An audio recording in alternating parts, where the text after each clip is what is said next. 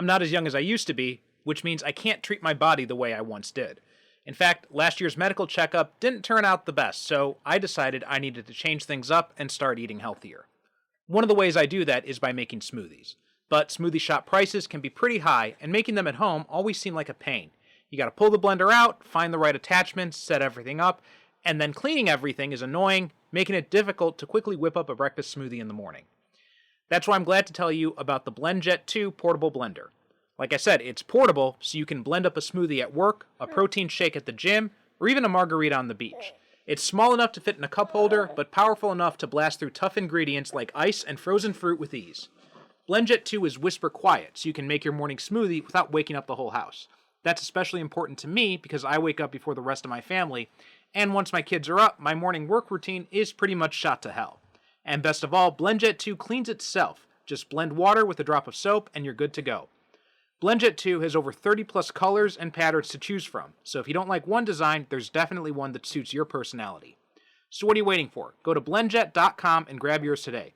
Be sure to use my promo code SuperCinemaPod12 to get 12% off your order and free 2-day shipping. No other portable blender on the market comes close to the quality, power, and innovation of the BlendJet 2. They guarantee you'll love it or your money back. Blend anytime, anywhere with the BlendJet 2 portable blender.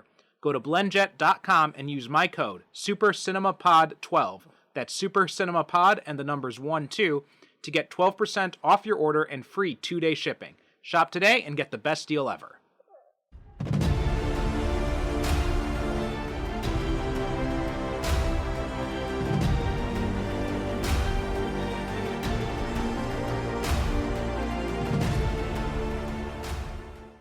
You know what? You're right. This isn't truth serum, because I don't feel anything. That was a lie. I do feel something. This is truth serum. There's no such thing. Okay. Now, I'm gonna make this real easy for you, Luis. Okay. Where is Scott Lang? Oh, see, that's complicated.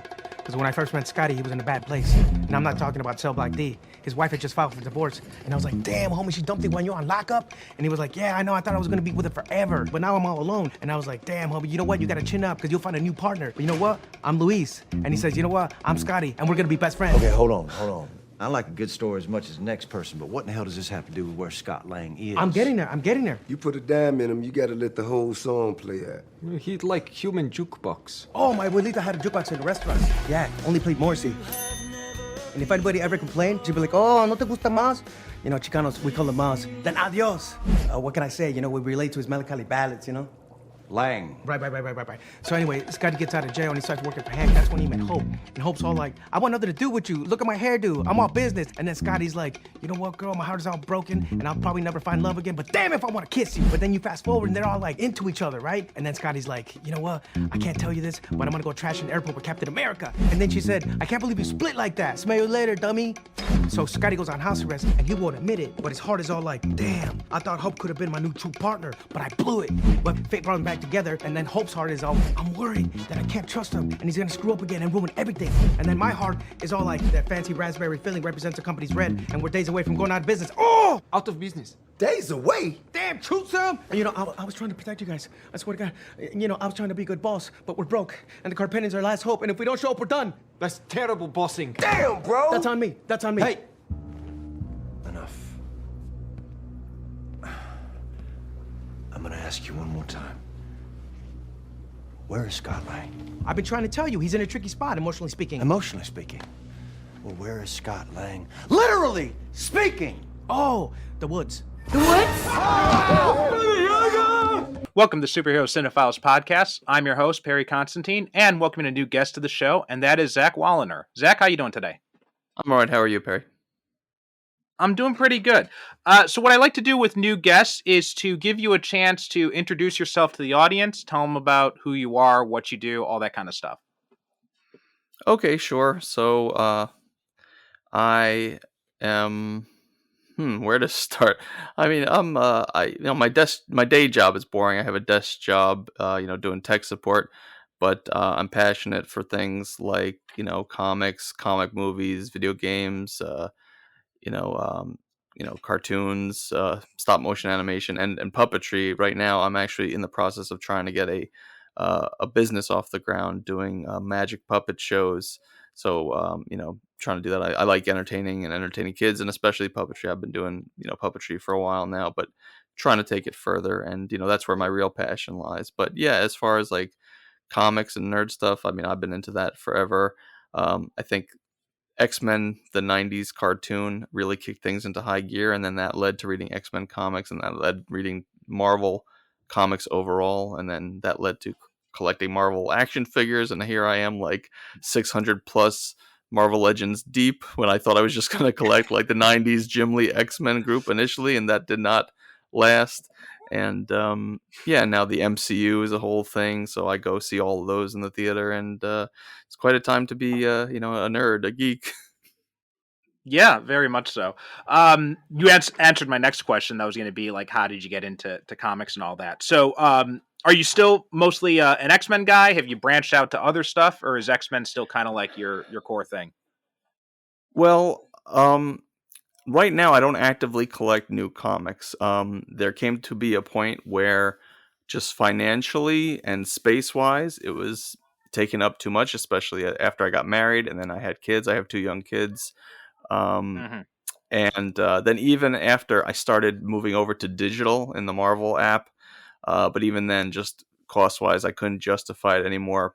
But I am a Marvel Unlimited subscriber, so that's an app that's like a back catalog for people who don't know, and they have Hmm. like thousands of previous Marvel titles, and they get like the new ones 6 months late, I think. So you can still follow, but just be behind if you want to. But I've lost track of like all the big titles there. I was following Spider-Man for a while because I thought, okay, he's Spider-Man. He's still the big Marvel guy, and they told some interesting stories.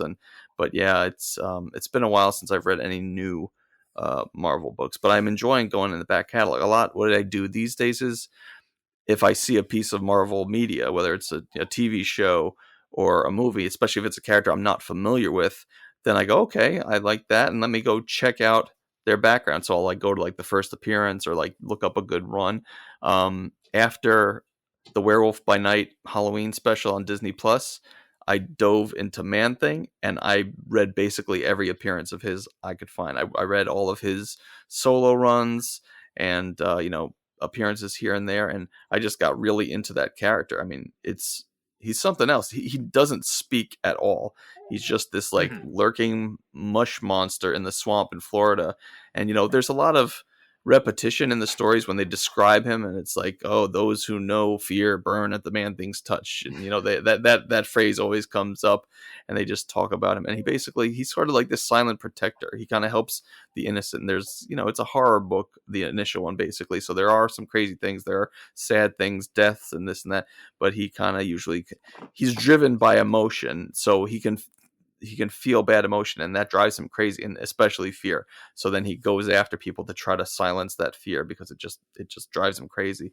And so then like once that's done, he kind of goes back in the swamp and does his thing. But I got really deep into him, and I actually, for the holidays, over last year for Hanukkah, I actually my wife got me a Man Thing shirt. It's funny, I guess it's the crazy all-seeing web where like it was suggesting a Man Thing t-shirt from TeePublic on my Facebook feed, and it's not like I actively Hmm. was posting about him, but somehow it knew. Somehow my phone heard me, and then my Facebook was on my phone, and then on Facebook on my work computer. Somehow they're all spying on us all the time. But it got me a Hmm. cool shirt.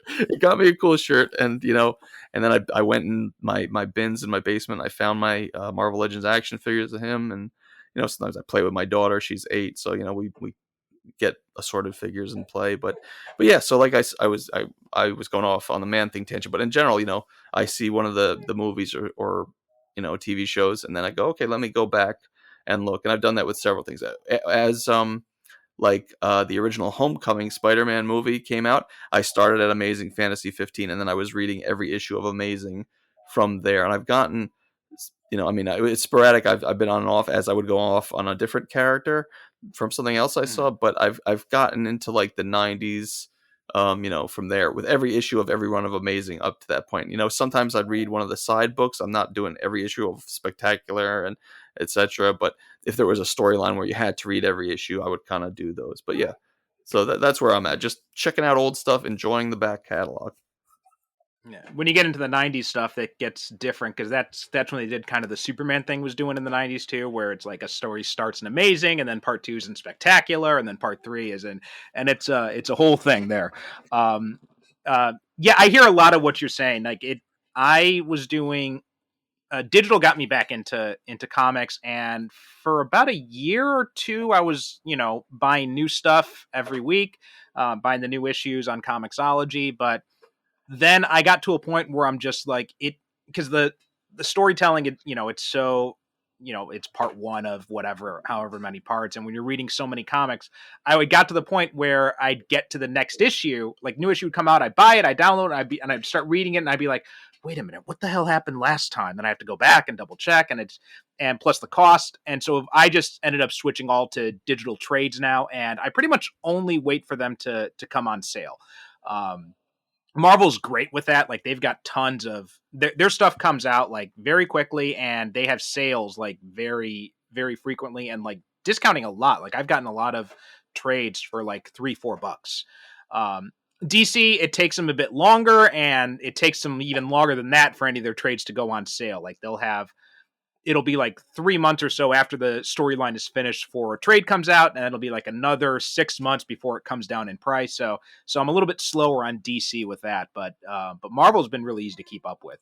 And I tried the Marvel Unlimited app for a little bit, but I got to a point where my to read pile on Comixology became so big that I'm like, let me finish these first, and then after I whittle down the pile, then maybe I'll try Marvel Unlimited again. And that was a few years ago, and it hasn't happened yet because I keep adding more stuff to the pile.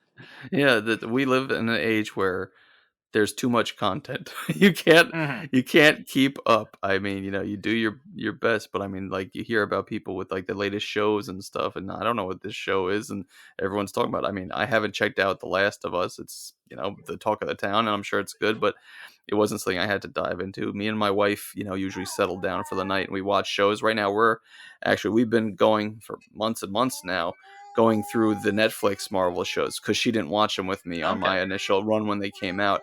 So it was after like No Way Home when Matt Murdock showed up, and then Hawkeye with Kingpin showing up. So she saw those things, and then we like, let me show you.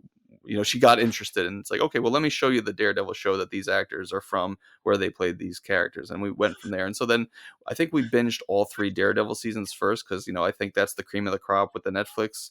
And then we went to Defenders, so he's still in there and stuff. But then we kind of went backwards, so we already got to know those characters in Defenders a little bit, and then we went from that backwards to like release order, bouncing back and forth between shows. And right now we're on Jessica Jones season 3, so it's the final season of all the Netflix. And we started the first episode of Iron Fist 2, but we just decided to skip it.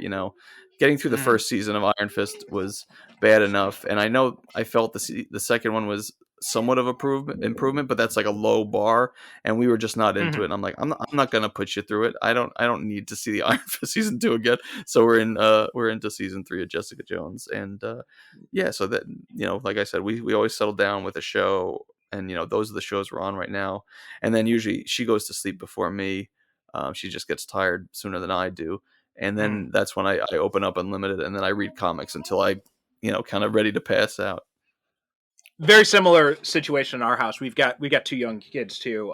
My daughter's 2. My son is about almost 9 months now. Nice. So yeah, so very young kids running around. So we'll try to watch some stuff. Usually we'll watch a movie or something at night. Every now and then we'll watch some TV shows. My wife's still on maternity leave, so she has more time to watch TV stuff throughout the day. Nice. Yeah, that's the nice thing about living in a country that's not America is you have decent maternity leave. But then she'll usually turn in early. She'll usually go to sleep with my daughter. Like they'll sit, and we've got this this Disney Dream Switch, it's called, we just got, where it projects like these stories up on the ceiling, and so it's very easy for her to fall asleep to. And my wife will fall asleep with her watching that, and then I'll just stay up. I'll watch like TV show I want to watch, um, or something else, or I'll read comics, and that's so I usually have time to read I get like an hour or two, maybe less, of reading time a night, and which is why my TBR pile is so big because just not enough time to get through it all. Yeah, even watching, on the note of watching with kids, I started with my daughter watching stuff that I have, in an era of streaming, I still have like a big DVD cabinet because I'm a believer in physical media. Things come and go on there. You can never trust when a license runs out or whatever decision between companies happens and you lose something for good because it's some like rare show that's not available elsewhere. So I still have plenty of those. And I have DVDs and Blu-rays that I've had for years. Some of them are still in the shrink wrap because I just didn't have a reason to watch them. I didn't have someone to watch them with. So I'm not going to just randomly like, oh, let me find a free time and sit down and watch this episode of Pokemon. So now I started her with, we watched some of the 90s X-Men series, some of the 90s Spider-Man, we watched some Pokemon, we started Power Rangers, but then she kind of wasn't still doing it. And then obviously she grows up and she finds her own things, but I've learned some new shows too, and there's some good stuff out there today, but I still want to get back to that, because she's my oldest and I didn't know whether I was going to have another child or ever have a son or not. So I don't adhere to those strict gender stereotypes, and I'm like, I can share my more typically male associated hobbies and likes with her. And she's still a girl, she's still a girly girl, but she likes this stuff. And so yeah, I like watching with her. I just got to convince her to let me. Again, I just want to let's watch one show a night before you go to bed. So I'm still working on that to get back into that. Yeah, very much agree. I'm trying. I had the same situation with my daughter. Wasn't sure if I was going to have another kid, and even now that I have a son, I still want to get my daughter into that stuff too. So, but it's just a matter of like you said, finding the time. And I'm also a believer in physical media. I've got a Plex server, so I just rip all my discs and then I put them on the Plex server because it's so much easier to access that way.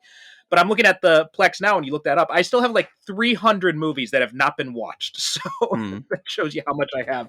That's just, again, it just accumulates, and it can be tough to find time. So I totally feel you on that. You'd also talked about Man Thing, and we had done I started reading those too. I'd recently picked up on one of the sales the Epic collections, so I got all the Steve Gerber stuff, and I dug into the first one a little bit because it hasn't been released yet on the feed, but by the time this comes out, it will already be out. But we did an episode on the Man Thing movie from the early 2000s, which I don't know if you've seen that or not, but if you haven't gotten that far, I'm sorry? You're aware of it. Okay, yeah. I would not recommend watching it. I would not recommend it. That's my understanding from what I've heard. Yeah, it's like it's pretty much Man Thing just in name only. So you have none of the same type of atmosphere. But one of the things you said, this is just a brief aside, and then we'll get into the movie we're talking about today, is that repetition in those older comic books. That, I mean, you being an X-Men fan, you probably definitely got familiar with that, because all the catchphrases and that they use to kind of explain the characters for new readers, they get really old when you're doing a binge read. Like, my favorite one is Psylocke's "the focused totality of my psychic abilities," or something like that. I don't know if even I remember any of that, but I'll take your word for it. Yeah, you go back and you read, especially like the Claremont stuff. There's a lot of repetition in those. But anyway, today we are talking about a Marvel movie. We're talking about Ant-Man and the Wasp, the sequel to Ant-Man, the second movie in the trilogy. And I thought you gave me a list of stuff to talk about, and I thought this was a good one to talk about in light of Quantum Mania coming out fairly recently. So, what's your history with Ant-Man, or with this movie in particular? Let's start there. Well, I mean, as far as like the comics, I'm not especially familiar, more than like the basics of him being a founding Avenger and a little bit of, stuff, and then Hank, and then Scott. I think I read Scott's first issue. Maybe it was after the first movie. And then I read this Avengers Disassembled, so I remember when he died in that. But as far as comic reading, I mainly just know them in the connection to the Avengers. I haven't like dug deep into the solo stuff or like the Silver Age origin stuff with him and Wasp. But then with the movies, I obviously saw the first one, and then I saw this one, and then I recently saw the third one, and yeah, I mean, I've enjoyed them. I don't see where the hate is for Quantum Mania. I mean, everyone's entitled to their opinion, and I can get maybe if there's certain like rational critical points, like okay, maybe, but like it sounds like people were just really really down on it, and I just didn't get it. No, I felt the exact same way. I mean, I because I saw it late just because again, two kids, it's tough to find time to go to the theater. And when I saw it, I had some of the same I had the same reaction as you did. I'm like, I don't get all the hate. I think part of it is just that Marvel has become so big now, and it seems like it's the trendy thing to shit on something just because it's popular. I think there's something about that going into it, and also the fact that I mean, I will say it's not. I didn't enjoy it as much as I enjoyed Ant-Man and Ant-Man and the Wasp. So it was definitely probably the weakest of the trilogy for me. I missed the human characters and all that, but it was still a fun movie, and I loved I loved that they tried to get weird with it and they swung for the fences, and that was fun for me. Yeah, yeah, I hear you. Yeah, I mean, when I'm watching it, and since it's been like years since this movie came out at the time, I kind of forgot about those characters until I rewatched the second one last night just to be fresh for this.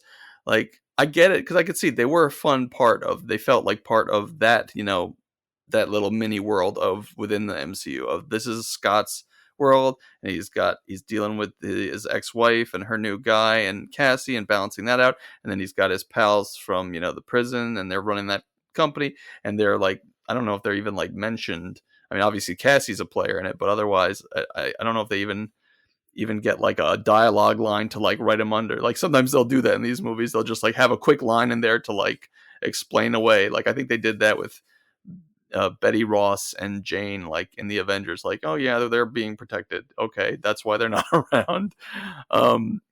But yeah, I mean, it was a Yeah, I'd felt the same way. So listener, sorry if I didn't do such a good job cleaning this up, but we just had to break real quick so I could grab my son over here. So, but yeah, I'd missed some of those characters, and yeah, we've gotten those explanations. Like you said, it was Pepper and well, Pepper appeared in Avengers, but yeah, they mentioned like Jane was being protected, and then Betty hadn't been mentioned at all, and I kind of thought they'd she forget wasn't. about her, Oh but now but now they just announced that she's going to be yeah, in new Captain America movie, and yes, so I Liv saw that. Tyler's coming back to that. Yeah, it's kind of crazy. It's like they basically all but forgot about that corner aside from when they brought Ross in as an authority figure. I guess for Civil War was the first time he came back. Yeah, And yeah. it's just as much as it's cool to like, oh, okay, they're revisiting it. It's like how many years down the road where these people weren't even like an afterthought in this world, and how are they going to explain them? Like he's what's Samuel but Stern's been doing all this time? Wouldn't you think he Mhm. became the leader full on by now? And what did he do? He was just privately scheming of how to, do it, whatever he's going to do evil for years. And now is the time to strike. And where's she been while Bruce was getting all comfy with Black Widow? And, it's interesting. I know there's all the legal mumbo jumbo behind it where they can't make a solo Hulk movie, but they could have incorporated the characters here and there within like the Avengers movies and things like that. So it's cool, but also like, okay, how are they going to address this? How is this going to make sense Mhm. and not feel forced? But we'll see. We'll see. One of the things I do like about this is that now we're at the point with the MCU that we've gotten to in the comics where you need a character for a certain thing. You can go back to the old characters and be like WandaVision did with Darcy, and it's like okay, we need this character for this. Hey, let's bring Darcy back. That's a good way to link it in, and I think that's a cool aspect of it. So I'm glad we're finding ways to use these characters in these different ways instead of creating new characters all the time. Yeah, yeah, I definitely see your point. I mean, yeah, it's definitely expanded from back when Incredible Hulk was like the second Mhm. MCU movie, and people kind of forget about it because they've basically treated like the characters and story like it was forgotten. And obviously with Bruce Banner being recast, but yeah, it's there. It's part of the MCU. Tony Stark Mhm. shows up in it, so it still counts. Yeah, Tony Stark shows up.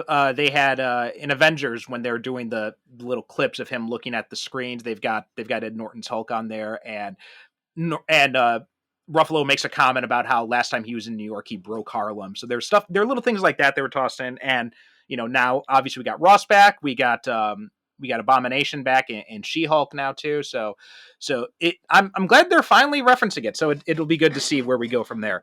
Now with Ant-Man, I'm a little bit familiar with him because through the Avengers comics, I hadn't read much of his solo stuff, but I really liked Scott Lang when he was in Jeff Johns' Avengers run, and I was really pissed off when Bendis killed him in Disassembled. And the funny thing is, when this movie was in production, it was not Hank Pym or Scott Lang who were the Ant-Man. It was Eric O'Grady, Robert Kirkman's creation, the irredeemable Ant-Man, and that was part of like the post Civil War era and all that. And at first, my assumption was going to be, oh, they're going to go with Eric O'Grady because he's the one in the comics now.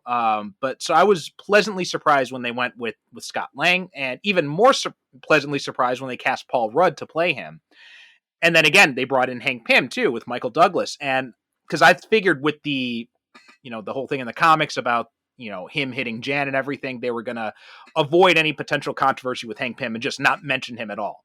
So I was pleasantly surprised to see that they didn't do that either. So they brought in those two characters, and I loved that first Ant-Man movie, how it was like this low-key heist movie. And then this one, elevating Hope to the role of the Wasp, bringing in Michelle Pfeiffer of all people to play Jan, I thought was great. I've got some quibbles about Ghost, which we can get to, but overall, I thought this was a really fun, really enjoyable movie. First time I watched it, maybe not quite reaching the heights of the first Ant-Man movie, but still very much very enjoyable. What were your thoughts about it? Well, just going back to what you were saying with like the overall view of these movies, I'm usually quite a stickler for like keeping things as comic accurate as possible. So like when I heard they cast Paul Rudd, I mean, I like Paul Rudd. He's a good actor. He's funny, but it's also like, for me, it's like, okay, Scott Lang is a redhead. Will they give him a wig or something like that? And actually it became a joke with a friend of mine, Tom Sharpling. He has a radio show, and he's actually good friends with the director of the trilogy, Peyton Reed. And I went to a convention with him once. It was in New Jersey. He was, he's from New Jersey. He was in New Jersey at the time. He's in California now. We met up at this convention, and I think he was texting with him, like joking about Scott should have red hair, and like he's exaggerated how much as if I was just a maniac about it, and as if I wanted the hair to be like literally red and not redhead, where it's more like a a natural kind of orange and stuff like that. But yeah, and like I mean, obviously, and also about Ant-Man and the Ant-Man movies. This was like the first MCU movie that was being worked on back when it was like Edgar Wright, before Iron Man, anything. They were trying to do that. And I think, the plan was always to be generational, even back then. So they were going to have Hank, and then they were going to have Scott. And I think there were even talks of including Eric at a point. I think there were, yeah. It's a shame it all fell apart because, I was really disappointed when Ant-Man and the Wasp couldn't be part of the initial Avengers lineup, because that's what the comics had them as. And then, so that they have the primary Ant-Man being Scott, and then Hank's an old man, and that didn't initially sit exactly well for me, but obviously I got used to it. And now obviously we're 3 movies in, and Michael Douglas is given good performances, and Michelle Pfeiffer's great. But then they have this Hope character, where Hope Van Dyne is only like some alternate reality version of something in the comics, but they just kind of took that name and they gave her the hairdo and everything, and she's basically taking the place of the original Wasp, Janet Van Dyne, until they bring her in, and then she's already old. And so it was a little like I had to go, okay, just go with it. Same with the changes they made and other things. They decided to do, or I don't know if it's a decision. They did Ultimate Nick Fury basically, but I think that's just because they initially based him on Samuel L. Jackson, and then to avoid legal problems, they had to make an agreement with him that if they do Nick Fury, he gets the first refusal to play him. So again, there were things where initially I was bugged, but then it sort of won me over. So yeah, sometimes throughout the MCU there have been changes, obviously, that didn't sit right with me initially, but then as things get on, as more time passes and it gets to be their version of things, I kind of accept it and go on. And obviously, Nick Fury's been in a lot of movies now. Samuel L. Jackson does a good job as a character. Now we got Secret Invasion coming. They just dropped a new trailer for that, and it looks cool. So I don't hang on to things ongoing, but just initially it's just like, man, I wish they could just do it more like the classic, 616 universe comics that I know, and that they're the ones that justify these movies, decades of history from that version, and then they're pulling from like Ultimates, and I'm like, but it's an amalgamation of things, and I understand you got to change things, but Yeah. yeah. I feel like with the Nick Fury stuff especially, that was a big part of it too. Plus, early on when they were doing the MCU, I think the original plan was to model it after the Ultimates, and you kind of see some aspects of that. And I know the original Avengers script was written by Zach Penn, and I feel like he took more hewed more closely to the Ultimates version. But then when Whedon came in as director, he basically rewrote the whole thing. And he kept like the basic overview of like the Chitauri and all that, but he brought in a lot of those like, classic Silver and Bronze Age feel to the script when he was doing that. And I think after that hit it so big, Marvel kind of took a softer approach on that, and they're just kind of like, let's try and find the essence of each one of these characters, twist things when we need to make it fit in. And for the most part, I think it's worked pretty well. I think they've most of the changes they've made, I've been okay with. And I feel like they've managed to distill this stuff into kind of its purest essence. It's not something like the X-Men movies where they where they just completely did something different, or the Snyder films, which I'm not going to get into that again. No, but I feel left like alone. yeah. But I feel like this one, what I like about Marvel is they do kind of find that essence, and now they're at this point where they've learned the lesson that I think other studios haven't, where it's comic books. It's based on this really weird, wacky shit, and sometimes you just got to lean into that. And I like that aspect of it too. Yeah, I'm glad that they seem to loosen up on that more, because yes, I mean, they are Marvel. I feel like they should have been on that much sooner, because it's superhero books. You have people flying around. After you introduce Rocket Raccoon and Groot, who's basically a talking, walking tree, it's all out in the open. You can't it's not really magic, it's science where Doctor Strange taps into another dimension. Just let it be magic. It's just so yeah, again, I have my stickler feelings about stuff, but once they just let it be comic booky and have fun with it. And it's not everything has to be the Dark Knight, not everything has to be Right. grounded or anything like that. But on what you said, I have much different opinions of Joss Whedon these days, but I guess I'll give him credit where credit's due in what you mentioned.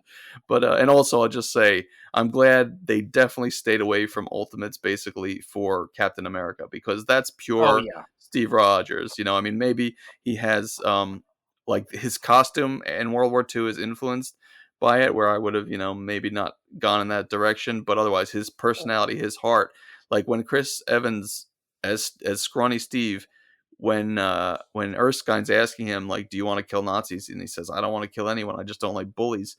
He passed Erskine's test and he passed my test. Like, that's the moment that locked it in for me as Chris Evans as Steve Rogers, Captain America. Because honestly, I mean, before that, I mainly knew him as the guy with the whipped cream bikini and not another teen movie. And I'm like, that's who they cast as Captain America? Come on. So I was very skeptical, but obviously we've seen everything that's come after that since, and he killed it. I mean, he is our generation's Captain America, at least. I mean, now Sam's taken the role, but as far as Steve Rogers, Captain America, that's Chris Evans.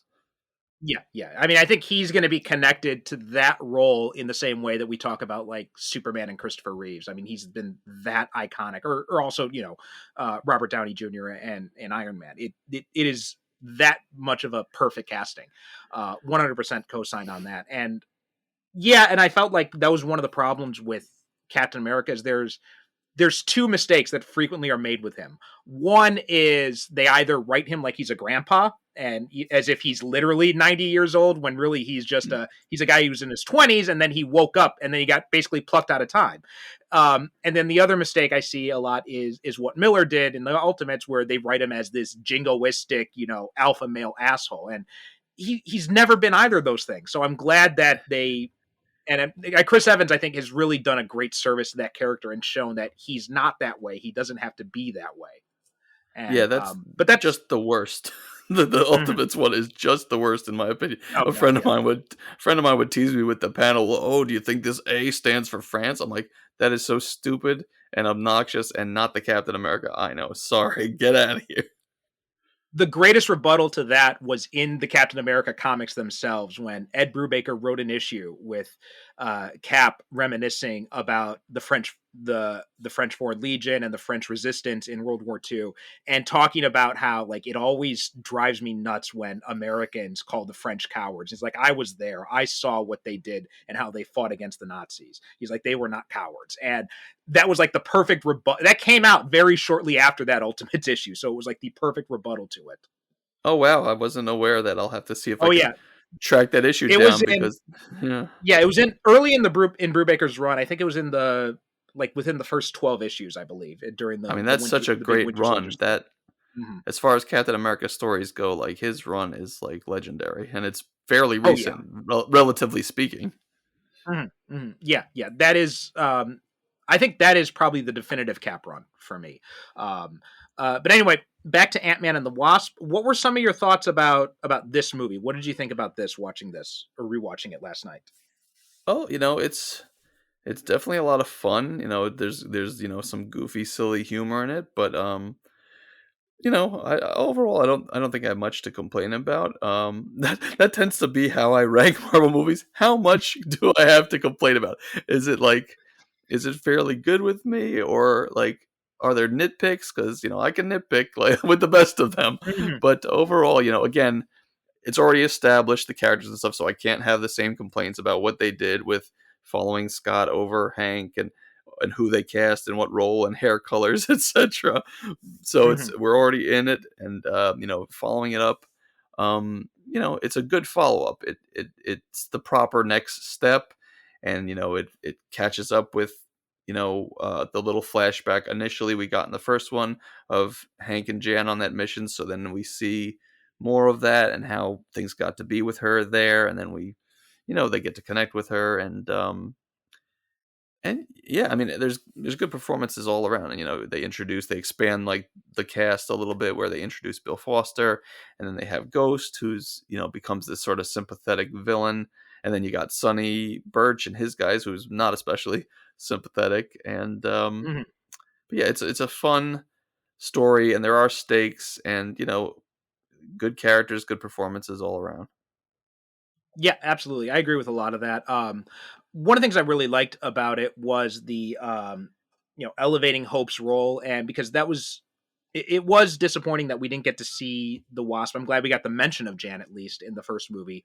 And then that stinger at the end of Ant-Man, where you see where Hank shows her the Wasp suit that they were developing, and then getting to see that in this movie and seeing her in action. I do wish she kept the bob, though. I did like the bob a little bit more. But, oh yeah, on that note, that is one thing that bugs me about the Ant-Man films, is they had to put her and then Cassie in helmets, and I could tell it's just purely for CGI purposes, for shrinking and growing. To do a CGI human face for all of that would be much more difficult than to do a helmet. But I mean, if she was the Wasp and she had that bob hairdo, that would like pump me up so much more. Like, because then it's like, even though she's Hope, she's not Jan. She would basically be Hope in name and still some version of the Jan we knew from comics. And the haircut she had in Quantumania was terrible. Going off to that one for a second, I couldn't. That was awful. But yeah, but on this movie, she was, her character was obviously more developed, and like you said, we also got to see Jan, where it was. I remember there was like a furor initially when people like were hearing about her role or lack thereof in the original one. They were like calling like Jan Van Crime or something, and again, that's sort of judging before you know. but still maybe a little justified. And then in that stinger you mentioned where she sees the suit that her dad's made for her, she says it's about damn time. Hmm. And that's also kind of like symbolic for like the greater superhero cinema and like female fans. About damn time that they're getting to Hmm. a main strong, female. I mean, we had no, we had Black Widow, but now this is sort of a more, just continuing on that and giving a new lead female character to include in the greater world building. Yeah, a big part of that was Ike Perlmutter was in charge Oh for a boy. good long while of yeah, and he felt that um, women women shouldn't be superheroes basically, and he's like a woman led superhero movie is a terrible idea. He also felt the same way about black led superhero movies. Just fucking terrible racist and misogynist, and he almost got like that's why Chris Evans almost quit. That's why Kevin Feige almost quit. And then finally Disney's like, oh shit, we can't do this, and then moved Marvel Studios out into its own thing. And then Perlmutter finally hung himself on his own petard, and now he's finally fired, so we never have to worry about that asshole anymore. The ding dong, the witch is dead. Yeah, yeah. But yeah, I felt a lot of the same things too, and I also love seeing Bill Foster in this. It going back to Mark Miller and The Ultimates and what he did with Bill Foster in Civil War. I mean, I'm not gonna die on this hill and say like Black Goliath was my favorite character or anything, but I thought it was. I hate when they do that in comics when it's like you've got all these heroes and then you've got this one character plucked from obscurity and then the tag is one of these heroes will die. Like, gee, I wonder which one it's going to be. Come on. And it's And of course so it's the black guy. That's not a good look. of course, it's the black guy, yeah. And suddenly they can't figure out how to use Pym particles to shrink his body because you have to have the visual of burying the giant corpse, and it was just it was so irritating. So I was really cool seeing Bill Foster in this, and also referencing him as Goliath, right? Having the Project Goliath that him and Hank worked on. So I like that little Easter egg. Him and Scott geeking out over how big could you grow and all that kind of stuff. Yeah, and that's the scene also where Scott it's like, "Do you guys just put quantum in front of everything?" And that's Love I that think too. that's like basically I think the phrase is like putting a lampshade on it or something is basically they're saying it so that they could beat us to the punch because they Mhm. do they do that a lot, especially in this movie, and it really is. It's just like a way of like let's make this sound super sciency, and then they don't need to think too much about it. Just no, it's a quantum thing, and Mhm. by them saying it, they beat us to the punch, and we got to just go along with it, basically. Yeah, it was. There's a lot of that. I remember I was taking part in a Star Trek RPG up until recently, and my character was like the engineer character, and the the head of the game, he was the game master. He was like sending, he's like, so you got to describe this. I'm like, I don't know what any of this is. What am I supposed to do? And he sends me a link to this techno babble chart, and he's like, mix and match these words, and then just do it. I'm like, okay, and I'm just like, this tech word, and he's like, that was perfect. I'm like, it was nonsense. He's like, yeah, but that's what techno babble is. Yeah, yeah, So, yeah, yeah, but it is fun when they do that. Um, One of my biggest disappointments in this movie, though, was actually the ghost. Like, I thought within the confines of the story, I thought the ghost was an interesting character, but going back to what you were saying about staying true to the comic stuff, I did miss that ghost from the comics where he. First off, it's I don't care if it's a man or a woman, but I did miss that aspect of the character in the comics where the ghost is an industrial saboteur, is very much this anti-corporate, anti-establishment type of character. And, this does make me wish that we would have gotten to see the ghost in an Iron Man movie, because one of my biggest criticisms of the Iron Man movies after the first one is you're just kind of redoing the Obadiah Stane thing where you've got another corporate guy who's not quite as smart as Tony Stark as the villain. And that's just like the same thing in Iron Man 2 and Iron Man 3. And I think it would have been much more interesting to have someone like the Ghost as a villain in those movies instead. yeah. That's a good point. I could see that being something different for Iron Man and being enjoyable. Like, yeah, I don't have much attachment to the comic Ghost, but obviously I knew about the gender swap. But again, that's because I don't have as much attachment. I didn't Mhm. especially care one way or the other. But yeah, it definitely is a big divergence in character too. So it's like that's one thing that almost kind of bothers me about Marvel sometimes. Sometimes they grab a name or a character and then they just use it Mhm. because hey, let's put one of our things in there, and it's completely different. It's just like, but look, we used that name. It's a name of a character within our, thousands of characters in our comics, like Aldrich Killian in Iron Man 3. Speaking of Iron Man Mm. films, I think he's like in one issue, and he's not like some big bad villain or something. And I think the same thing goes with Arthur Harrow, the Moon Knight villain for the Mhm. first Moon Knight season. He is a villain, but he's like some scientist or something. But they just plucked that name and applied it to this like cult leader guy who's completely far removed, but he's got the same name. So yes, it's cool when they bring in more characters, but it's more cool when they're more true to their character, at least, rather than just we applied to the name to the guy that we needed for our story that we wanted to tell. With Killian, that was a Perlmutter thing because the villain was supposed to be Maya Hansen. That was the original plan. She was supposed to be the villain, just like she was in the Extremis story arc. But Ike Perlmutter is like, we can't have a woman as the villain. That's ridiculous. We have to have a man as the villain. So then they swapped it and they made and there it was like all these reshoots, last minute stuff, and they basically reworked the movie so that Aldrich Killian could be the villain instead, which I agree Mhm. was ridiculous. Yeah, I enjoyed Moon Knight for the most part, but I mean, I was such a big fan of the Moon Knight comics that I was a little disappointed that it didn't hew closer to those. And yeah, Arthur Harrow was one of those characters where he was like this villain in like one issue, and they were just kind of like Marvel gave the writers, the showrunners, a list of villains they could use, and they looked at it and they're like, Oh. Arthur Harrow, that sounds like a villainous name. Let's use that. That was kind of the rationale for that. Yeah, with me, it was a mixed bag on Moon Knight. I think I was enjoying it as it went along, and my little brother, he is the biggest Moon Knight fan there is. He's just like full on. He's got like at least up to a point every issue that he even appears in. If he's in one panel, if he's on just the cover, he got it into him in like the mid 90s when I bought this action figure that was like you had to get like Toy Fair magazine, I think, and mail Oh, I away remember that. for it. Yeah, It's yeah. Marvel Gold was like the little subline of the 5-inch Marvel figures. And then we learned more about him, and then when we learned he was Jewish, like we're Jewish, so that was like really cool because you don't see that often, and so you Right. connect with that, and so he's been huge in my Moon Knight. He was waiting for it forever, and he's a little more easygoing with stuff than me that I've talked about me and stuff.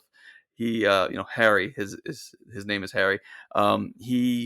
He's able to let things roll off. So when there were changes in the Moon Knight series, he kind of rolled with them more than me. I think there were some things he was a little disappointed with, but he was, not as much with me. With me, I was especially disappointed with the Jewish representation. I mean, everyone talks these Mhm. days about representation matters, and you get, this person from this background, that one, so you get Black Panther, you get Shang-Chi, you get, the women lead heroes with, Captain Marvel, She-Hulk, and stuff. And then we get our chance for like our one big Jewish superhero, and it felt like it was a footnote. It felt like Mhm. I think I read someone commenting on Twitter where it was like someone on staff like went to like looked up Jewish on Pinterest and just grabbed a few things. So like, okay, Star of David necklace, check. Mezuzah on the wall, check. Uh, sitting Shiva, check. Yarmulke, check. And then it's like, and then they rewrote his origin for it with the whole thing with the mother where his father's a rabbi in the comics, and there's actually a Mhm. connection there. And, with that background being raised that way, and then with the hate crimes, and there was issues where he's fighting the Klan, and it Mhm. just felt they all swept that under the rug in favor of making sure Egyptian representation was first and foremost. I know like the director Mhm. or, one of the big directors, at least for the show, he was like, I think he's Egyptian, and he was really Yeah. big on that and getting that mythology right and stuff. But then the Jewish side got kind of swept under the rug. So, it was good that there was some, but I was disappointed. And otherwise, yeah, it was good for what it was. And sometimes you have to Mhm. just look at some of these projects like that. Like in and of itself, what it's trying to do, it's it's pretty good, but then, you still allowed to have some complaints, and they can be valid complaints. But Mhm. that's where I'm at with Moon Knight. And well, I am looking forward to where he'll show up next. Oh yeah, another thing. I was trying to Mm. remember what else I was bothered. They brushed aside his supporting cast because they wanted him That to was a start big thing as for this me. as Yeah. this man who's alone and confused because they decided to start with this Steven persona, and also Steven's very different. They made him this like goofy British guy, where in I guess again, I hate when they have to make changes purely because they want to differentiate from Mhm. the distinguished competition. So like, you know, Namor's not from Atlantis because Aquaman got to theaters sooner. And you know, I mean, this is a running thing even in the comics for Moon Knight. They always compare him to Batman. They say he's Marvel's Batman, which is really a disservice. I see the similarities, but he's a completely different character. But yeah, one of his alter egos, you know, he's got a few of them. One of them, Stephen Grant, in the comics is like a rich guy where he invested his money from being like an operative, and he became, he put on that front, and then he Mhm. also had Jake Lockley, who's like this, he puts on a fake mustache and he drives cabs, and that's how he finds the underground info to keep track of stuff. And then his main self is Mark Spector, and then Moon Knight is his superhero alter ego. So here we meet him as Steven, this goofball British guy. Then we find out about Mark, and then they kind of swap places and interact. And then only in like the last tag of the last episode, they introduce Jake Lockley, and then Mhm. he's like speaking Spanish, and but then also it's also like we don't have any clue right now where he's going to show up next. We know they're not Right. done with him. They didn't just set him up for a one season show and okay, see you later. They always have plans ahead. But yeah, so again, their differences. It was cool to see when they had the guy Crawley, but he's just like this living statue instead of Mhm. fulfilling the role in the comics. And they basically made Marlene into the new love interest. Mhm. Was it Layla? So they just Yeah, yeah, changed yeah. her story and basically created a new character semi based on that. But then there were other supporting characters in there not to be seen. Also because and then they made him based in England rather than New York. People say, oh, they can't have everyone in New York. I mean, it worked in the comics. I don't know. I think you can make it work, but I get it. Change of pace, Mhm. but yeah, I'm running off on a Moon Knight tangent now. We're here to talk about Ant-Man and the Wasp. But yeah, like I said, I enjoyed it mostly for what it is, but I had my issues with it too. Yeah, yeah. Um, Going back to this, speaking of bringing in characters, Sonny Burch was one of those characters that they brought in, who was again an Iron Man character actually, but he had an affiliation with. He used to be with Cross Technologies in the comics, so and that was his background in the comics. Then they brought him in, but he was introduced in Iron Man. Um, but I thought Walton Goggins was I loved watching his scenes in this. Like I love Walton Goggins. He's great, and seeing him in here, like put on that little accent and being this, this crooked little arms dealer who's playing both sides. I thought he was a fun addition to the cast. What do you think of him? Yeah, he's very good. I know people like him a lot. I've only seen him in so much else. I think maybe only what I saw him in. I think it was Sons of Anarchy, where he's Mhm, like a trans. I think he's playing like a female character who's trans, and it's obviously a very different role. And mhm. I actually I didn't have any knowledge of Sonny Birch as a character from the comics, so this was like fresh to me. So he's a clean slate. So it's again, the less I know about a character, the less Mhm. I can complain for changes in accuracy and stuff. Yeah, I literally looked him up just before we started recording just to double check. I'm like, is he a character from the comics? And so I found out, yeah, he was in this the story arc where Tony becomes Secretary of Defense. That was his only appearance in the comics was that arc, and he was kind of like the antagonist in that. But otherwise, he died at the end of that arc. He committed suicide, Oh, so not much of a yeesh. character. One thing you said before, though, I wanted to touch on too. I just remembered now with Namor. I heard actually, I had thought it was because of Aquaman, but I heard a different story recently, which put in a different context because Universal. There's a confusing thing with the Namor rights with Universal apparently, but that only applies to like later versions of Namor, and apparently the original version of Namor is there's a question of whether or not he's public domain, like the very first appearance. So Marvel was basing it like on that first appearance, and then they were and that didn't have Atlantis or anything like that. So part of the way to get around that too was to base it on that original public domain version of it too. Interesting. I didn't know about that. I mean, I hate That when was one rights theory issues. I'd read recently. Yeah, yeah, rights issues are a Uh, pain in the ass. I mean, that's the well, yeah, same when thing with they the Hulk stuff. Mhm. yeah when they get in the way of just letting us have our stuff, like I mean, I was so happy when they worked out the deal with Sony to get Spidey at Mhm. least in Civil War, and then now working with Marvel to make these Spidey films, like, because amazing. The first one I was like, nah, all right. The second one was like, oh, that was rough. So I'm in a way I'm glad it was so rough because it led to them going, we got to figure something out. Let's work with Marvel. Mhm. And overall, again with the Tom Holland version, I like him in the role. I like a lot about it. I like that he's able to be interconnected with the greater Marvel universe. But there are quibbles in those movies too. But Yeah. yeah, so I'm glad that. And then with the Fox deal, we can finally have X-Men and Fantastic Mhm. Four join the fray eventually when they get to it. Well, But speaking of the Jewish representation, we'll be getting that with the Thing then, hopefully. yeah, that's a thought because it's like, okay, maybe we'll get that with him because I mean, he's basically Jack Kirby. Right.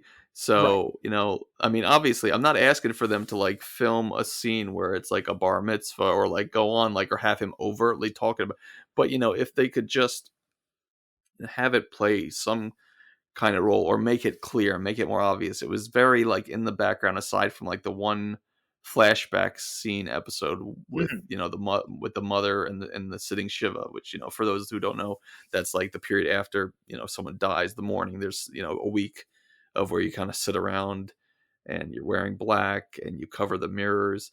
So they included that, and that's like one little thing where it gets a little bit more of representation, but it was kind of okay, that's it. But yeah, with Thing at least, yeah, and also yeah, we were really wanting them to do a Jewish actor for Moon Knight, and in the Mhm. end, Oscar Isaac, we were glad, he's good and we like him, but it would have been nice, Mhm. and it would definitely still be nice if they did that for Ben Grimm. Again, it's not essential. I'm not one of these people who are sticklers that the person playing the role has to equal the background of the role if they can do it well. I mean, some people I Mhm. know, and nowadays obviously I get where it comes from again with representation mattering. Like if a character is a certain way, better to give it to a person of that background to especially if they're Right, right. underrepresented in media. But I also am not like feeling like it absolutely has to be that way for some Mhm. characters. I guess it's a case by case basis. Yeah, Um, yeah. yeah. Okay. So Ant-Man and the Wasp, too. One of the things I liked about this too was how closely they tied into it, and they kind of showed the aftermath of what happened in Civil War. Probably better than almost any other movie at that time. I mean, Black Widow obviously dealt with it a little bit more too, but I felt like this was one of the only movies that really kind of touched on the fallout of what happened in Civil War. Like in Infinity War, there's just the very brief mention of how oh, Cap and I had a falling out, and then Clinton and Scott took a deal for immunity because it was too tough on their families.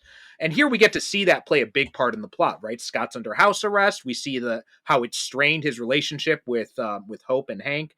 So I really like those aspects of it too. How did you feel about that too?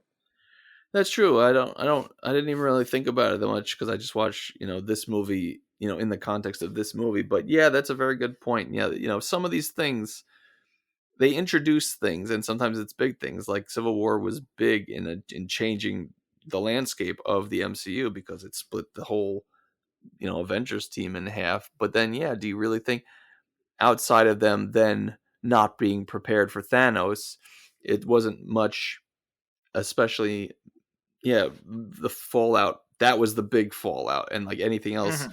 there wasn't much going on, so that set the stage for them where they were not a coherent unit where maybe if they were, they could have beat him, and honestly, when I thought for Endgame what they were gonna have is they were gonna use time travel and Tony was gonna make the call instead of Hmm. hesitating and not make the call. And I thought that was going to be the game changer rather than the whole time heist where they get the gems and do all that. But I thought like they were going to go back to that moment in time and they were going to work things out.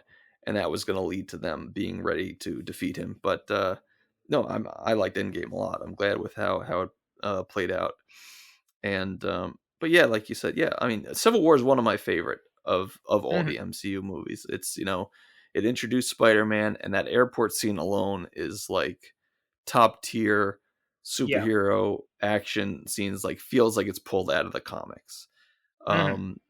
So yeah, you definitely, yeah, this is more like the Ant-Man. The first two Ant-Man films were like typically more, you know, confined, Hmm. their own little bubble, and so you really do see how it impacts him and his, you know, crew, his people that are, you know, close to him before they went to Quantumania, which was now the big scale thing where they're using an Ant-Man film of all things to launch the new threat of Kang and his Hmm. variants.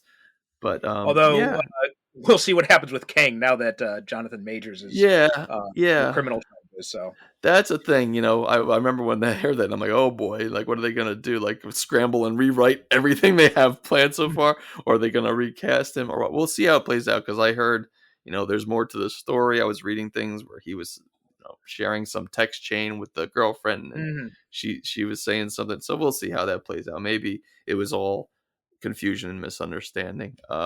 Yeah, But yeah, you never um, know, you know. would probably be more likely, I guess, just because, especially with a character like they've recast in the past, right? Ruffalo, obviously, Cheadle took over for Rhodey as well, and so it wouldn't surprise me if they just did a recast. And especially with Kang, it's very easy to explain because he's got all these variants running around anyway. Um, so that's one possible thing they could do.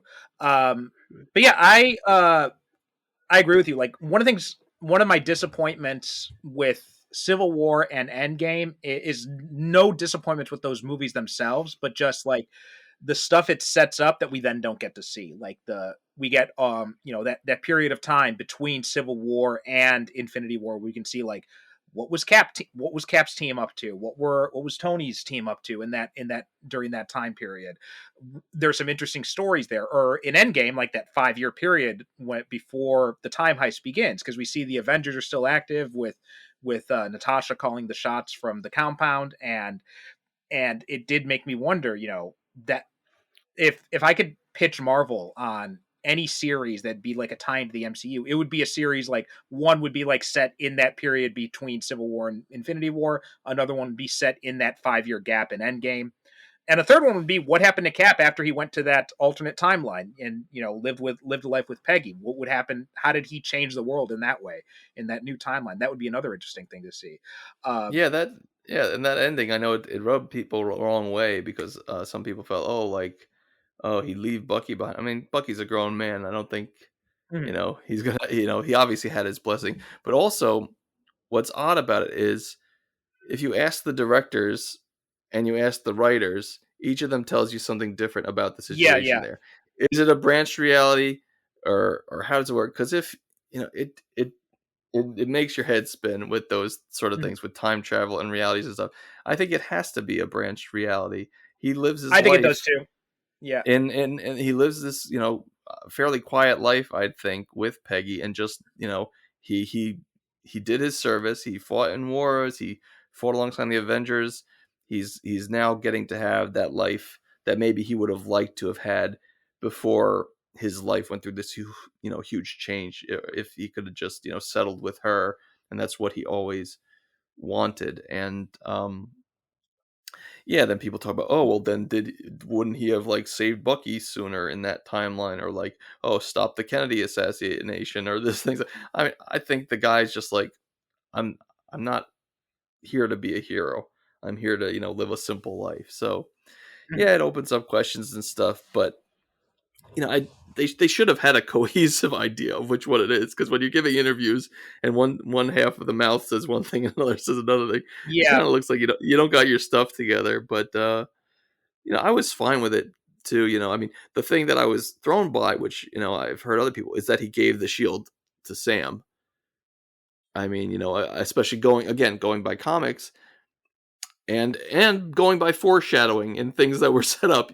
It seemed Mhm. obvious it was going to go to Bucky. In the comic lineage, Bucky took over, and then eventually, I think Steve came back, and then Sam took over. Here, he just cuts out the middleman, and Bucky never gets the opportunity to be a Captain America, and it goes to Sam. And it's like your best friend, your war buddy, the guy who's had experience throwing the shield around when he was brainwashed, and, you know, this great fighter, or this guy that you've been, you know, knowing for a little bit, doing some superheroing with that, you only know so well, and then that you skip the friend, your lifelong best friend for that guy. It didn't seem to add up, but it's fine. And I like that show, the Falcon and the Winter Soldier. I think it was good, and they have good rapport between them. Those guys are always, in real life too. They're fun in like Mhm. interviews and stuff. But yeah, we'll see where he goes in the role of Captain America. But yeah, again, like I I thought say, from I a like. from the character standpoints and what they set up in this movie, especially at the end of Endgame, I thought Sam made more sense. But you can listen. I talked about this more in. We did a pair of episodes on Falcon and Winter Soldier a while back, so you can go back and listen to those. Hear what I had to say about that. But let's focus on this movie too. I thought Paul Rudd got to his stretch his acting a little bit here, where he gets that scene where he has to, basically play as Michelle Pfeiffer in that one scene. I thought that was a fun little addition there. Yeah, that was amusing. Oh, and that brings to mind, I was taking notes while I was watching to see any like funny observations or questions. He's talking as Jan being channeled through him, and calls Hope Jellybean. Jelly bean, yeah. That was Jan's nickname for. And I noticed both Scott and Jan have food-based nicknames for their daughters. I don't know if Mhm. that's intentional or what, but he calls Cassie Peanut. She calls her Jelly Bean. So that's something I picked up on this viewing that didn't click with me original. I'm guessing that was probably maybe sort of I'm pretty sure that intentional, but had to be intentional. Yeah. Yeah, I like that too. And some really funny moments in this, some little funny bits. Like I love that scene when uh, Jan's for or Hope is first displaying her abilities as the Wasp, and Scott and Hank are watching from the car, and Scott's like, "Oh, so wings and blasters. I guess you didn't have that stuff when you designed my suit." And it's just like, "No, I did." yeah, yeah, yeah. There are good jokes, throughout, and funny stuff, and Paul Rudd's great with delivery, and then some of the stuff with his team where the one guy's talking Mhm. about Baba Yaga, like Oh yeah, this David sounds like Baba Yaga. Dasmalchian. Oh, they come for little children, and then he starts singing this song, and then when later on when like Sonny and his guys are there interrogating him, and then she pops out, he goes, "Oh, Baba Yaga," or the whole truth David serum bit Dasmalchian is. is great. The Truth Serum was great too. I love that one too. Yeah, and then in the end, they use it on them when they're talking to the cops. It's like, wow, I guess it was a truth serum. Oh, I love the crew in this. I'm glad they got to do a little bit more. Eh, David Dasmalchian, he really disappears into these different roles, right? Seeing him in this, and then seeing him in the Suicide Squad, or he was also in Abracadabra Dark. on the Flash TV show. Oh, I never got into the Flash. I heard good things, but then also like the Dark Knight. That was maybe the first thing where like he got noticed, where he's like that crazy prisoner laughing, and then people were like, "Oh, is he the Mad Hatter? Is he going to be the Mad Hatter and stuff?" But yeah, and then Oh my in god, I completely forgot he was in. You're right. I completely. That's what. That exactly goes to my point, right? He completely yeah, disappears into these different roles. yeah, and then he's a voice in Quantumania, so he didn't get to play the same Mhm. character, but then he's that little goopy guy. Oh, I didn't know that either. Wow. Yeah, he's the Yeah, voice of that guy. Yeah. I miss seeing that trio in this too, especially Luis. Like I remember there was this meme going around where everybody was saying like what they want to see is Michael Pena doing a recap as Luis of the entire MCU, and I still want to see that. Right, and I think there was something maybe at some con where he did something like that up to a point. I think I heard that on, I don't know when or where Oh, I that got to look was, that up. but yeah, it would be amusing if they had that. But I mean, up till now though, that would be crazy long with how much Mhm. it's grown and expanded since then. Oh yeah, there is. I just found it. Luis recapping the entire MCU, so I'm gonna have to look that up later after we finish recording. Um, yeah, it talking about also another great addition to the cast is Randall Park as Jimmy Woo. He cracked me up every. I love Randall Park, and seeing him in this was just such a treat. And like how he's, he his how he tries to explain it to Cassie very simply. He's like, "Well, you have rules at your school. Like you're not supposed to draw on the walls. Well, your daddy went to went to Germany with Captain America and drew out the walls. That violated section blah blah blah of the Sokovia Accords. Yeah, that was pretty good. Yeah, he does it like in such a it's almost a deadpan way to take this nonsense he's spewing so seriously. Another thing with Jimmy though, I noticed I'm like, what are they doing with this? Like, is this based in anything? There were lines of his where he's like talking in old timey words. He's like, "What the Dickens?" and Mhm. there's some malarkey. I'm like, that's an interesting character attribute that he's using like really old timey language. I wonder if I'm not sure if that was a script choice or if that was Park's choice, but I wonder if it was inspired by the fact that Jimmy Woo is such an old character in the comics. I mean, I believe he's originally from the Golden Age, The and he was 50s, I basically think. yeah. And in the comics, he later becomes like the head of the Agents of Atlas, which is like the bunch of Golden Age heroes from Marvel or Timely Comics back then. So yeah, I wonder how much of that was a connection to that, maybe. But also just like his character, like the whole thing he says, they're just trying to play him as like this kind of, uh, button down type of character who nonetheless has like this goofy side to him. And I liked him. I thought he was, even when he's trying to do the close up magic himself, Yeah, he gets all and into that, and and he's then that always became like a defining feature of his, even though he took it from Scott. But like when he shows up yeah in yeah. WandaVision, he does the little trick, and it's like, oh, I guess it's a Jimmy Woo thing now. There was when WandaVision was coming out, I remember people were saying that, and this is something I'd still love to see, like Jimmy Woo and Darcy in like their own show together, and I think that would be be so much fun to see them interacting like that, um, and just like his like the little lines he has with the inter exchanges with Paul Rudd in this, like when he says at the end, "Oh, Scott's like, oh, I thought you meant like see me around, like you're gonna take me out to dinner or something." He's like, no, why would I do that? It's like, do you want to go to dinner though? It's this awkward little exchange where it's like, yeah, all right, I'll see you around. It's like, where, when? Because it's just like a thing you say, or he's sounding it to sound like a tough guy, like I got my eye on you, and if you slip up, I'll get you. But then in the context of it, where he's just purely innocent and everything's wrapped up, like, okay, what? That's another thing I want to mention too is Bobby Cannavale uh as the new husband, Cassie's stepfather. I Yeah, I love what they forgot did, his and name too. this picks up from the Paxton is his name, Paxton.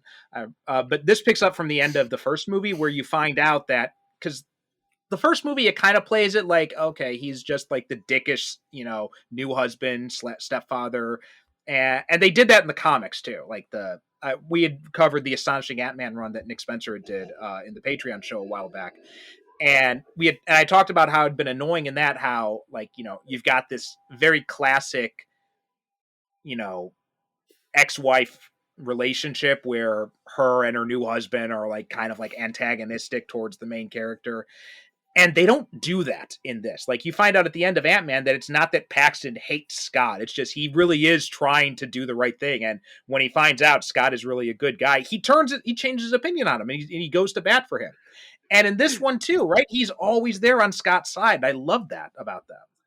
Yeah, and then some. Like I was noting how like in here he's like running and giving him a hug like when they're first seeing each other, and then like in the ending with like the Happy Partridge Family montage, Mhm. he's so buddy with him. It's like come in, get big bear hug. And so Mhm. it's quite a 180 from how he's initially portrayed in the first movie. Yeah. So I did like that as a different way of playing that relationship, because not all divorces and in antagonism. Like I'm divorced myself. My ex-wife and I, not my current wife.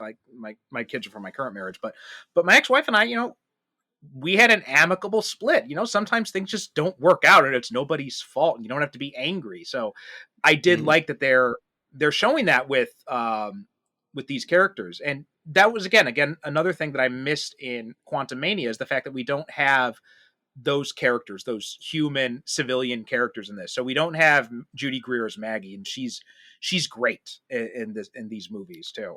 I miss seeing her in Quantum Mania as well. Oh yeah, she's always great. Yeah. Another thing I wanted to mention, probably the last thing I really wanted to touch on, was the shrinking aspect. I love innovative they get with the shrinking technology in ways that you don't see often, even in the comic books, right? Like him shrinking down his lab and tearing it away in like a suitcase, or having like the house in the box at the end and then just resizing it up, or just like having the all the cars in like this toy box, and they just pull out whenever they need it, and just being able to shrink it when they're driving it. All of that stuff I thought was handled perfectly well.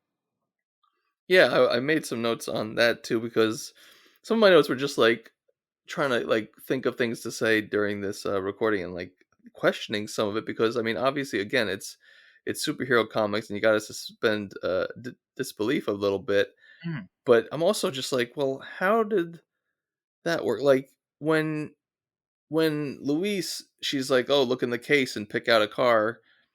How did he grow the car initially? I know when he's in the car, there's like a lever that can shrink it and Mhm. grow it, but where did he have like PIM particles or whatever to grow the car to full size in the first place? Or also just That's a like, good point. I didn't even notice that. how do the things they shoot out like know exactly what to shrink or grow? Like where does it start and stop with his technology with the PIM shrink? Like, Mhm. if you shoot it at a building, it knows to shrink everything inside it. Like, where does the connection start? Like, and also when you shrink, it knows to shrink your clothing. It's like, where's Mhm. the how far does like the sort of aura of shrinking and growing go? So I mean, that's you got to just let it be comic stuff at that point. Right. But Yeah. I'm just just thinking about that with some of the stuff I was watching, and It's comic science, is what it is. Just the same reason why radiation turns gives you superpowers. yeah. Then I'm like, also, Sometimes well, you just oh, go ahead. sometimes you just got to. I was just gonna say sometimes you just got to roll with it. Yeah, because then I was like looking at things and just again trying to think of content, while we're talking for tonight, Mhm. and I'm like, who had a Hello Kitty Pez lying around? Like, where was that from? Like, that's You know, convenient. They use it. at first I thought maybe that was Cassie's, but you're right. They're not in Scott's car, so that's a good point. Yeah. But yeah, I thought the all that shrinking stuff I think handled well. The action again, they took it up a notch. Like that was one of the things I loved about the first one was how well they found ways to utilize and stuff that I never thought would make it into a movie, like the ants, actually using real controlling the ants and all that. I thought figured when they make an Ant-Man movie, they're not going to have any of that stuff, but they do, and they make it work. And I was really surprised they were able to make that work. And then they bring that back here, and also in Quantum Mania too, right? I love that line when Hank comes in with he's like, "I just like ants." Yeah, I mean that's core to the character, and it's in his Mhm. name, and so you might as well use it and embrace that really super comic booky stuff. And I mean, in Quantumania, especially, you're swinging for the fences with Mhm. the wild out there stuff of this little pocket dimension that's underneath everything. So you can go with giant mechanized ants. Mhm.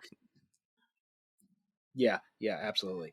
And also the other final thing I just remember talking about funny moments when Scott's suit is malfunctioning and he shrinks down to the size of a little kid. They have to give him the sweatshirt and everything, and he runs into the car, climbs in, and then Hank's just like, "Hey, champ, how was school today?" It is a funny scene, but it's also odd because like he's not quite right of a little kid. He's like a small man that's like Mhm. kind of the general height of a kid, but the proportions are different, and it's just kind of strange looking. But Mhm. yeah, I remember watching that and just being real silly. Then like the guy wants the hall pass, and then he just Uh-huh. runs away, and he's just like kind of shrugs. It's like, nah, I'm not getting paid enough for this. But that's this guy Brian Husky. He's a comedian. People probably saw him on like the VH1 talking head shows a bunch back in like the early 2000s. I actually saw him as part of, I think it was a sketch group called the Naked Babies. I don't think they were improv. I think they were sketch.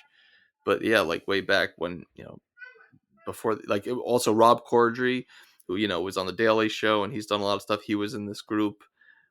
Yeah, we saw them perform live back like before these guys all went and did big things. And then also, another cameo is Tim Heidecker. He's like the tour guide on the boat from Tim and Mhm. Eric. So, I think Peyton Reed's probably friends with him too.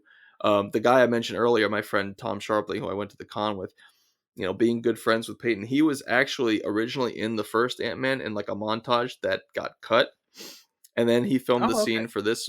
He filmed the scene for this one where him and his comedy partner, this guy John Worster, they both do these comedy bits on the radio show that Tom's the host of.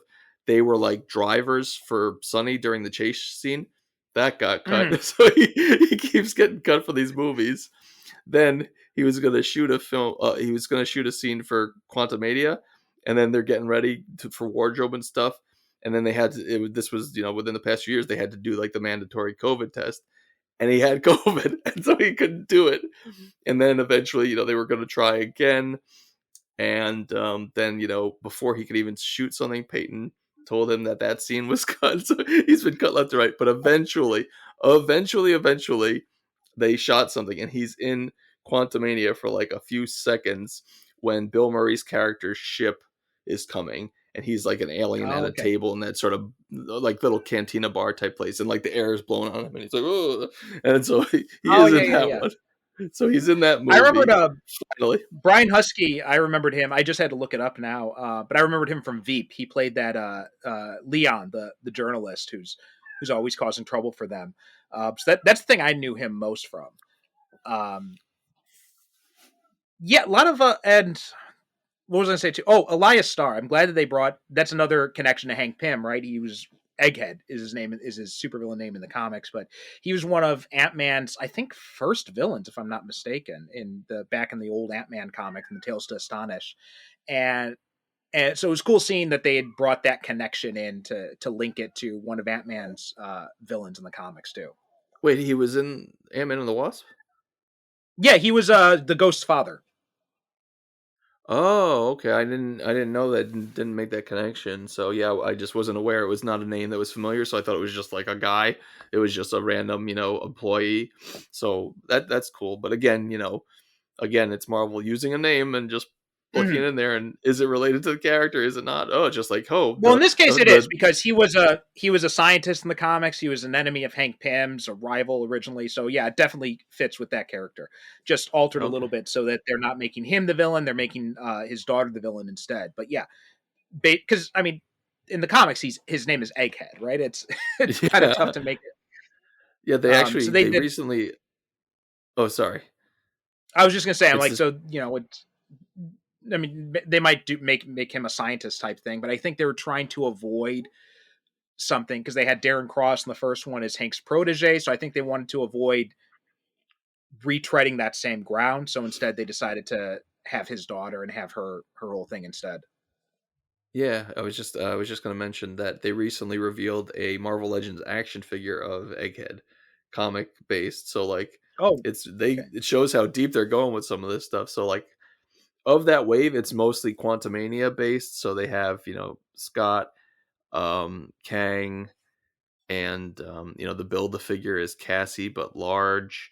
I forget who else is in it, but then they have a few comic I would have ones. thought the build the figure would be Modoc. That would have been my expectation. Maybe, yeah. I mean, they did a like a deluxe release of Comic MODOK not too long ago, so maybe they're spacing that out. Oh, Maybe okay. they will get to maybe they will get to a movie one at some point, but I don't know. But yeah, they have a few comic ones in there, and for me, I stopped collecting the MCU figures a long time ago. It's just too much to keep up with, and I'm more Hmm. devoted to the comic ones. And you gotta prioritize. I mean, you were talking about Yeah. the sales of like the trades and stuff. For me, right now, I can only buy Marvel Legends when they're on sale. The current prices Hmm. are crazy, and also I can go on a whole rant about that because now like Hmm. some of the ones they've revealed down the pike, like it looks like you're getting less value for more money. Sometimes like try to justify $25 per figure, but at least you were getting enough stuff. But some of the ones coming out now, like the Into the Spider-Verse wave, there's not even a Build-A-Figure wave to it, and just like maybe you get one extra pair of hands, and that's it. And it Oh. looks so bare bones, and it's like, really, you're gonna charge that much for that? And but yeah, so my point was just they are making an Egghead, and it looked appealing because it's an obscure character, and you don't get a Hmm. chance to get a toy of someone like that often. But again, he's Right. not a top priority, so if and when I ever get him, it's gonna be down the road, if anything. Yeah. Yeah. Okay. I think any final things you wanted to say about Ant Man and the Wasp? Let me just quick pull up my notes and see if there was anything else that I noticed. Context of these days when you know Bill's trying to convince Ghost not to do what she's gonna do towards the end. He's like, "We got to find another way," and she goes, "This is the way." And I'm like, "Oh, is she a Mandalorian?" um, and another thing, this is again, it could be nitpicky and stuff, and they try to phrase it in a way where it's just like, just that's it, just ignore it. What they talk about, I think they did in the first movie too, and then this one. Time works differently in the quantum realm. It's just such Mhm. vague enough to try to let you use it to get away with it. She ages in real time in the quantum realm. Yeah. But then they say that time works differently. And then Scott gets trapped there. 5 years our time, 5 minutes his time. So it works differently depending on the scenario we needed to, basically. It's whatever. Yeah, it's whatever the plot calls for. Although I understand in Scott's case because Paul Rudd apparently doesn't age, so he could be down there for 100 years. Nobody would tell. That's true. And then in the setup for the mid credits scene, she says Jan says, "Don't get sucked into a time vortex. We won't be able to save you." And that sounds like the most super foreshadowy line ever. Mhm. Like I don't know if that's supposed to be what happened to, because it's not about a time vortex. It's about them disappearing in the snap. But Mhm. but it just sounds like that's like hint hint. This is exactly the thing that's gonna happen. And then the post credit scene that we see, it's odd because sometimes when they did these movies, like the mid credits was the setup scene and the post credits was like a goofy joke. So in this one, we get Mhm. them disappearing while he's in the quantum realm still as a result of the snap, as this was between Infinity War and Endgame. But then the post credit scene is still like in that feeling of post snap, where it starts off and you're seeing the streets are empty and the house is empty and it's got like an emergency broadcast signal playing on the TV, and then but then it goes up and it's the big ant still playing the It's a drums. big ant. So it's like half serious, dark, moody, and then also half super silly, goofy jokes. Mhm. So it was just a very different mixed vibe watching that. Yeah, yeah. But yeah, I think final thoughts, like in summation, I think it's a fun sequel. It's not as good as the original Ant-Man. I think that's still like the best of this trilogy, but it's still a nice follow-up. Um, there's some definite good things in it. I thought, like, honestly, the character stuff is the most interesting thing in this movie for me. Scott's interactions with Hank and with Hope, Hank's interactions with Bill, and we get to see a little bit more of Hank's background and kind of like his own problems, and all of that was really good. And I thought the stuff with the ghost, it was not as I wasn't as into that as I was in the other character dynamics, as opposed to the first one where I was equally invested in both the character dynamics and the overall storyline. Yeah, yeah, you make some good points, and even in they have the tension with Hank and Bill, but even like they kind of reconcile towards the end, and Mhm. everything's good, and they're helping out, and they're working for the good cause. And Ghost now, like she goes into the wind. Is she in Thunderbolts? I think so, right? She's going to Yeah, be in yeah, Thunder. they've announced that she's in Thunderbolts. Yeah, because I know she was. Well, not she, but Ghost was in an iteration of the Thunderbolts in the comics. So it will be interesting Mhm. picking up with her, seeing where she's at this point in the timeline. Because again, otherwise she's just been sort of like this forgotten character that they just now they're going to have to fill in the gap of what's her current deal. That's something I found myself wondering about at the end when we got to the end here, because in that mid credit scene, Scott says they're going into the quantum realm to get these healing particles to help Ava, and then we hear no mention of that at all. Oh Like yeah, there's that no was. mention of it in Quantum Mania, and then or anything, and now we're gonna see her in Thunderbolts. So I am wondering what's gonna happen to her. What's her situation gonna have been? Did she get blipped with, or did she not get? If she did get blipped, then what happened to her after she came back? So I'm really curious to see how they play this up in Thunderbolts. Yeah, I forgot to mention that because that thought crossed my mind too, where they have like, okay, so first Jan kind of gives her like this magical healing touch that I guess being in the quantum realm grants you, Mhm. but then also they seem to need some particles that are in there still, and then he goes in, and then he gets trapped, and then 5 years go by. So, like, that means she never gets those healing particles. So you'd have to Right. assume Yeah. that she would be blipped for the sake of Marvel and what they want to do. Otherwise, she could, I guess, probably would have died in that time, not Right. having Yeah. access Yeah. to those particles.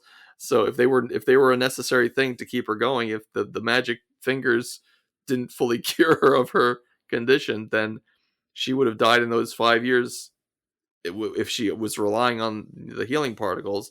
So I would imagine she was gone and then came back after Endgame. Absolutely. Yeah. Yeah. So curious to see what they do with that. I mean, I'm curious about where they go with Thunderbolts in general, because obviously they're not going with the original Bagley situation. So it seems like they're doing more the Ellis post Civil War version, where it was more of a Suicide Squad type thing. So it'll be curious to see how they do it. Yeah, definitely. Like, one thing that's bothered me about the MCU, especially early on, was how often they killed off their villains. There were a lot of one and done villains Mhm. outside of like Loki, where it's like, Yeah. a lot of the Avengers movies are Avengers versus CGI army of disposable henchmen. The first one was Chitauri, second one was Ultron drones. Then it got to be a little different with Thanos, and he's got some actual characters they had to fight that have names and look different. But I thought, wouldn't it have been great if they had like villains here and there, and then villains team up? We get a Masters of Mhm. Evil, where you actually get a team of bad guys fighting a team of heroes, where it's not like where obviously in the first Avengers it's not like they're going to have the team fight just Loki, because then there's really no contest. I mean, he could use his magic and Mhm. trickery, but if he's going up against all, is it 6 of them or 5 of them, like he wouldn't stand a chance between their combined might. So they Mhm. had to give the CGI army. But like if they had Baron Zemo, and he's got a bunch of different assorted villains that had been sprinkled in earlier, and now they team up because, hey, let's pool our resources. We haven't been able to take them Mhm. down on our own. But yeah, and then also without Masters of Evil, you can't get the original intention of the Thunderbolts, where they're Masters of Right. Evil pretending to be heroes. And yeah. So I'm very curious where they're going to go in this iteration, especially because I think other people agree with it. Maybe there could have been a better lineup with some of them. I mean, like a few of them are like just like super spies. Like it's not enough mixed up. Mhm. It doesn't feel like a good enough mix. You got a few characters from the Black Widow, and then you got Bucky, and yeah, it would have been more interesting if they were a little more varied. But hey, it could be really good. I just don't know what to expect with that one. No, I agree. Yeah, I think there would have been. I wish we could have gotten a little bit more setup for some of that. And um, I mean, it is nice we're getting some of these characters coming in now, right? We're getting Ghost come back. We're getting Red Guardian come back. Um, is the Abomination part of that crew? I'm just double checking the cast list. I I don't think I so, don't but think I don't think so. That's one who would have been good, probably, to mix it up. That yeah. would he would have been he would Um, have been like their Hulk, basically. right. Yeah. They've got. Uh, why can't they just have this? All right, I'll look up the cast later. But yeah, I was kind of disappointed we don't see more of who these characters are going to be. But it is nice we're getting to see some of these characters coming in here and there. Like we're getting, we had Batroc come back in Falcon Winter Soldier. Unfortunately, they killed him off right Yeah, away. yeah. But So it was yeah, it was nice to get him back for at least that little bit. yeah. Again, so yeah, it's nice to see a villain return and a new thing. But then they still end up killing him out. So he got a little bit more than a lot of the villains, but still. So okay, I just pulled up at least like this sort of like concept art. So you've got Val, Julia Louis-Dreyfus is like their Nick Fury leader. You got Ghost, you got Red Guardian, you got Yelena, Black Widow, you got Bucky, you got U.S. Agent, and you got Taskmaster. Hmm. Yeah, and also I'd heard something. Stephen Yen from Walking Dead is playing a character. I can't remember who he's playing off the top of my head though. Oh, has it been revealed or?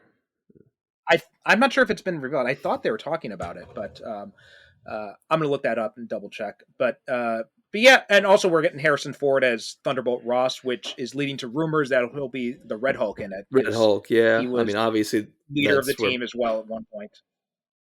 I heard he's not going to have the mustache, and that's kind of disappointing. I mean, how do you do Oh, Thunderbolt really? Ross without the mustache? I think I saw that they've started filming, and I guess he doesn't have it. But it would have been nice for consistency, but and just because it's Mhm. very iconic with that character. Except though he does lose it somehow when he turns into Red Hulk, and then regrows it when he That turns was back. yeah. That was such a weird series. Oh, that whole Uh, storyline, I hated it. They dragged that so-called mhm. mystery on way too long, and I thought it was a terrible character. I hated the character. Yeah, same here. I mean, that, Jeff Loeb's later stuff has just not been up to what his earlier stuff was. Oh yeah, you got Uh, some of that what did he do? That was like the Long Halloween and stuff like that he did Long for Halloween. DC. Oh yeah. That's like very revered, and then you've got Hulk. Hmm. Yeah, yeah. Anyway, Zach, do you have anything you'd like to promote? Anywhere you'd like to have listeners follow you or anything like that? I mean, I'm my name at Zach Woliner. I'm on Twitter. I'm on TikTok. Both of them are at Zach Woliner. I've got stuff other places. Not too much I could think of, but otherwise, hey, keep an eye out for Zany Zach's Magical Mayhem and Zany Zach the Jolly. I'll start over.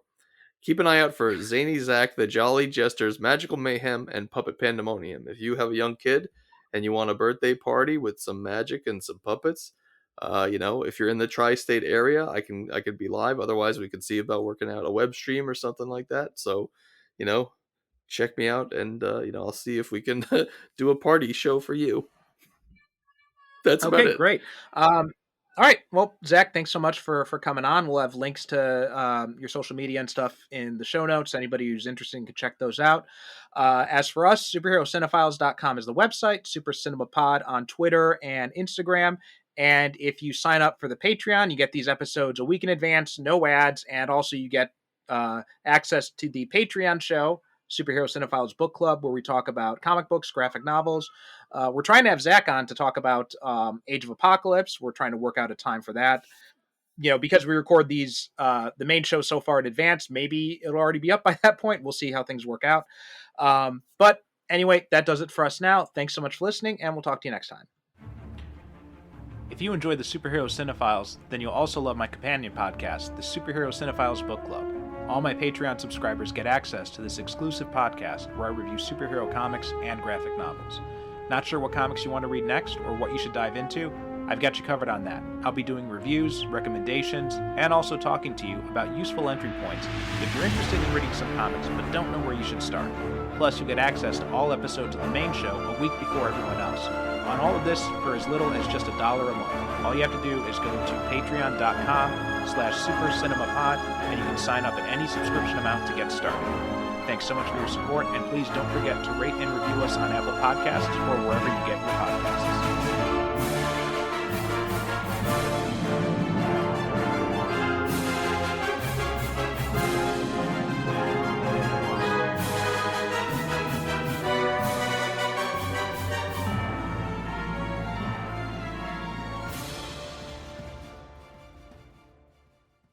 Thank you for listening. And as always, good night, good evening. God bless.